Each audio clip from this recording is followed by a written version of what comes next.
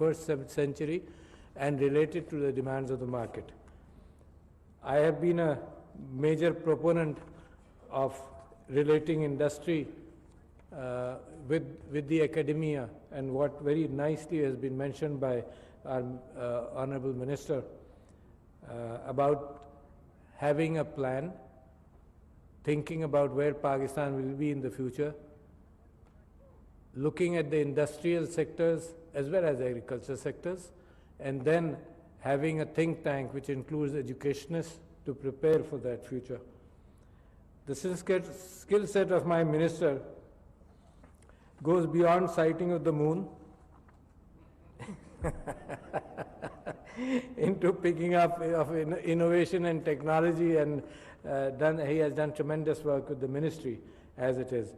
So ladies and gentlemen, since this government came into power and since I became aware of the situation more deeply, I believe in the information technology sector, in many other sectors, what was being produced by the universities and the educational side of this country was not fully utilized or did not match the demands of the industry.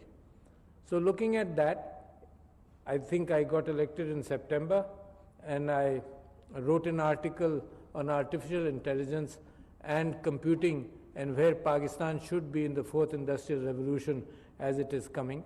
That was necessary, I believe, to create a vibrancy which existed but which needed a push for people to start thinking about the new era and the challenges of the new era and where Pakistan fits. Then I looked at the number of graduates in different sectors. The number of graduates from the Faisalabad Agriculture University did not find jobs. The graduates in the information industry, IT industry, graduating from Pakistan's universities and colleges, almost up to 30,000 graduates per year, 25,000 did not find jobs. So there was a serious mismatch between what we are producing in our education sector and what is required by the market. You are producing not ivory tower thinkers. Actually, we are producing people to earn their livelihood and to build the nation at the same time. So the mismatch was huge. 30,000 out of the 30,000 IT students, only 25,000 were, 5,000 got jobs, and 25,000 then kept on and started working but did not find stable jobs, etc. So for that mismatch, I proposed a program, and I helped design a program in November, within 2 or 3 months of getting elected, and that was for training of the trainers. While Fawad Saab has mentioned what he wanted the governments and its full bureaucracy to start planning, I found a huge hindrance in that. And after 2 years, a program for training of the trainers, which was very important in my mind, so that the IT industry, for example, should be producing what the world needs. And the world needs a huge number of people. Let me narrate to you, when I met Prime Minister of Japan, Prime Minister Abe, in Tokyo, he said, if Pakistan produced 100,000 people in the IT sector, we want to employ them. The similar demand was everywhere. And here we have people who we have produced who don't have jobs. So we developed an IT program. It went through the bureaucracy. It took 2 years for it to crystallize, something which we should have done in 2014, for example. It took 2 years with a lot of push, with probably 100 calls made by me and my office to different areas of the bureaucracy. Ultimately, 2 weeks ago, it came to fruition, in which a Silicon Valley company is being hired to do a boot camp kind of training of about 200 IT teachers in Pakistan for 3 months. And we believe then the training of the trainers will start, that cycle will roll. So looking at the excellent program, Lieutenant General Saab, let me congratulate you. This is a vision coming true, actually. This is something which has to be replicated in all the universities of Pakistan, somehow or the other. And myself and the chairman of the Higher Education Commission, we've been talking about more and more possibilities of research being done in the academia, which links up with the industry. And people doing research here should be able to get their products marketed as well as to get employed. There were two programs which impressed me, and I think this New Tech University has embodied all of that. One program was in IBS Sakhar, which collaborated with some Silicon Valley Pakistani experts, and they started teaching blockchain. And that company and that group of people, Pakistani Silicon Valley experts, promised IBA that all the graduates you produce, we will employ. They guided the program, and that program has been around for 2 or 3 years. The other program was that looking at Pakistan's biggest sector, which is agriculture. And we found that graduates from Faisalabad University, etc., do not find employment. Even an agriculturist who has 100 or 400 acres of land says that my son or my nephew knows more than the graduate coming out of Faisalabad. So that was a huge mismatch. You're producing people to look at agriculture to improve the agriculture situation, but the market is not ready to employ them because what skill sets you are imparting are not required at that level. So a good program has been initiated in Faisalabad University with the Pakistan Agricultural Research Council, in which, similar to what you're doing, Lieutenant General Sahab, in which after 3.5 years, if it's a 4-year program, after 3.5 years, the 6 months the graduate spends in the fields of the sponsors of the Pakistan Agricultural Research Council, and they guarantee 100% employment. So this matchmaking was essential, and New Tech has embarked on that. Ladies and gentlemen, the other thing very important which continues to influence my mind, and I must share it with you, is the fact that innovation. Let me premise my entire speech today by a dua, which I have modified, and in one other occasion I have mentioned that is a dream.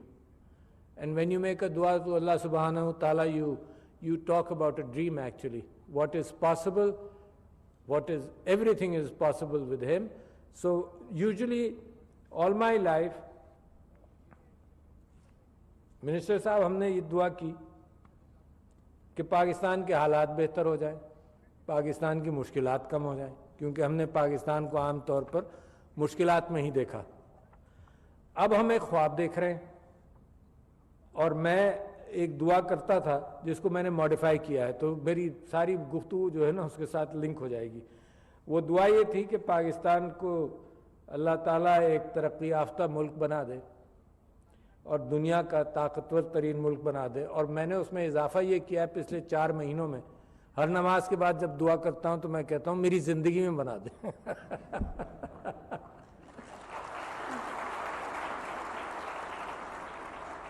And when I pray that, the only sector which comes to mind is not, for example, the brick and mortar sector. Of course, the construction industry is important.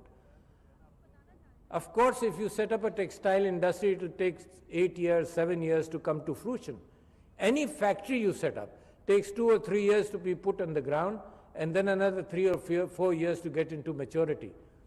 It's the IT sector, it's the innovation sector, which can open up doors in a very outstanding manner. And there are 2 or 3 examples I must give you here, with Pakistanis as well as non-Pakistanis. You know this WhatsApp. WhatsApp was invented, and the app was made by a Ukrainian who could not register it in his own country because of ease of doing business, and I hope Pakistan is embarking on that road right now.